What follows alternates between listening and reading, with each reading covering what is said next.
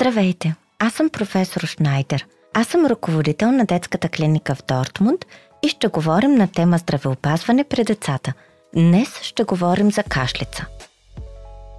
Защо детето ми има кашлица? Кашлицата е важна защитна реакция. Например, ако вдишам нещо, когато се задавя, също и когато имам слуз при настинка. Слузта се изкашля отново.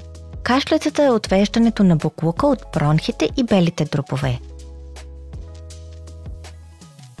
Как мога да помогна на детето си при кашлица? Първото и най-важното е наоколо да не се пуши. Това винаги е зле, тъй като димът на цигарите уврежда бронхите. Второ, децата трябва много да пият. Да, това винаги е много важно, тъй като това поддържа слузта течна. Има малка нужда от лекарства.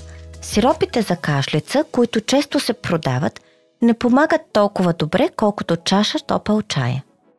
Следователно, заради това много е важно да се пие много. Свежият въздух също помага.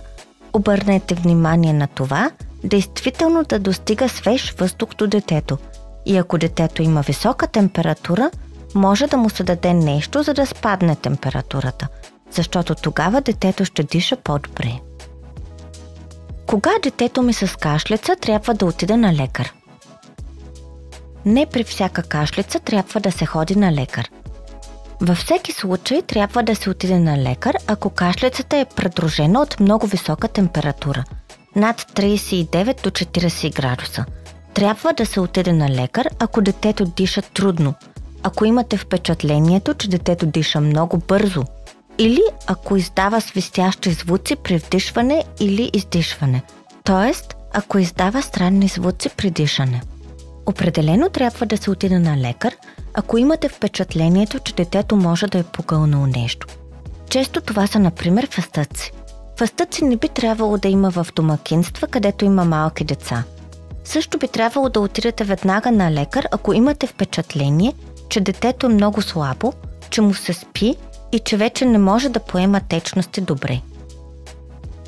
Доколко е полезно да се обърнете към собствения си педиатър? Винаги е добре да се отиде при собствения си педиатър, защото той познава детето най-добре.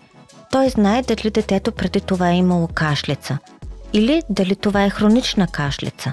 С това той може да помогне на детето не само сега, в ситуацията, но и в дългосрочно.